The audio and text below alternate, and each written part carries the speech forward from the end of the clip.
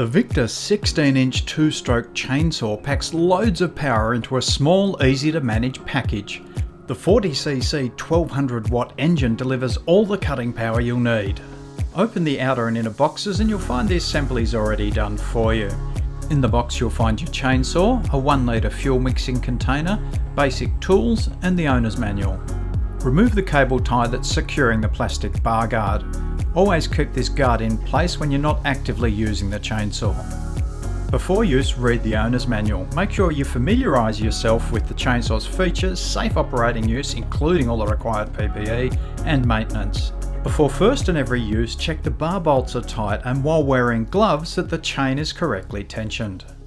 Your chainsaw has 2 tanks that need filling, one with petrol and the other with chain lubricant.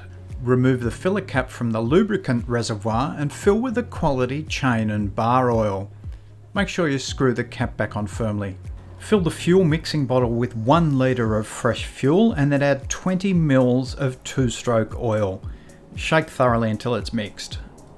Outdoors in a well-ventilated location, remove the fuel filler cap and then fill the tank with the mixed fuel, making sure you don't overfill.